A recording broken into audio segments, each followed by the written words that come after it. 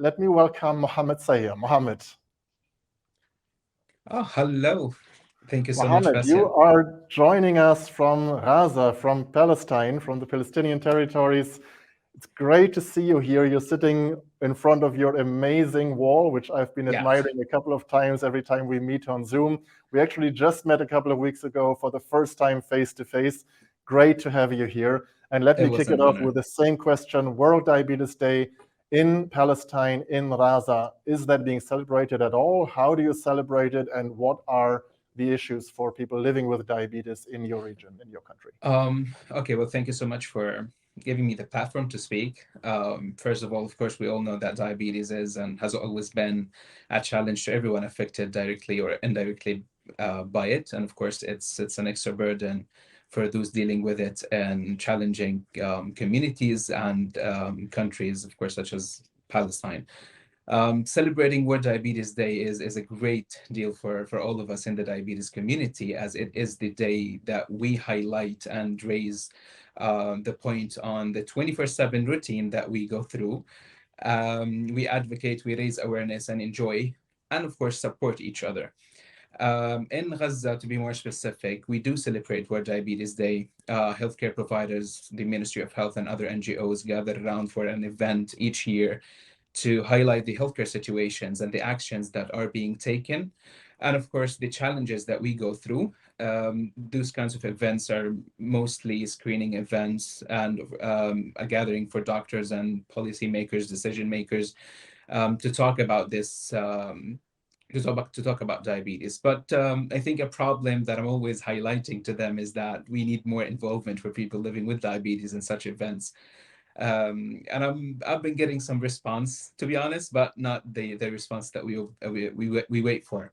Other companies, banks, for example, organizations celebrate it by only posting on social media, showing their support for people living with diabetes, which is kind of what happens all around. For me personally, I'm part of a medical student association here in Gaza. It's an international association, but here locally we do a lot of campaigns throughout the past few years where we try to support people living with diabetes in different ways. We raise awareness. In big malls, for example, and of course on social media, we do screening campaigns. We do school visits, and thanks to Sanify and the International Diabetes Federation, we use the kids' materials and do school visits, and it helps a lot. So many thanks for them. And yeah, a major part of my role in those campaigns is I educate medical students on diabetes, because we do not have diabetes educators, and it's a problem. It's a major problem here in the healthcare system.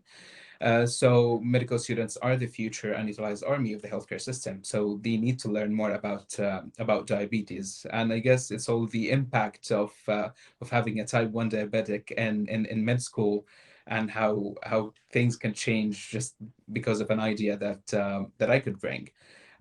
But yeah, personally, this year I'm not doing that much. It's all about support. It's all about keeping it light a little bit, and yeah, support every action happening on social media and locally. And something that I do regularly is that I wear my diabetes proudly. I'm wearing my it's a new hoodie, so I'm enjoying it a lot this year. And yeah, we support each other to grow, and that's what's happening. With the new hoodie in honor of World Diabetes Day. I love it. But Mohammed, can I also ask you, for people living with diabetes in Palestine, what are the core issues right now? I can imagine that access to education, you mentioned that, and you mentioned the kids program, but I can imagine that also access to basic care is and remains and will remain to be an issue. Of course. Well, mainly, it's not only in Gaza, it's all around the world. Access to education is a problem, and it's something that we're advocating for the upcoming few years. But recently, the major topic was, as you mentioned, access to basic diabetes supplies and care. Throughout the past few years, or to be exercised, it's about the last 2 years. We worked very hard to get insulin analogs available for free. So before that, we used to have a lot of problems with availability and affordability, mentioning a lot of the problems and challenges people face, such as the poverty and the unemployment rates that are skyrocketing here. But following the attacks on during May 2021 on the Gaza Strip, we tried as much as we can with international organizations, with a lot of support locally and internationally, to get insulin analogs available for free for everybody living with diabetes around Palestine. And it's something that's been helping people living with diabetes a lot, and taking off some of the burden of living with diabetes in the country that they're having. So Patient I advocacy. hear from that you succeeded in that. You succeeded through your advocacy work to get them. Insulin analogs are now available for everybody living with diabetes. Whenever you want, you can go to a primary healthcare clinic and get your insulin. Sometimes we face some job offs because a lot of the supplies rely on donations when it comes to the Ministry of Health. But of course, now it's November. They're restocking again, and things are looking very well for the next year. And I believe it's all about patient advocacy, how our voices can be heard, and how we are the cornerstone of everything that could happen or work for diabetes, and how meaningful involvement can actually move things and change things for people around not only around my country, but around the globe.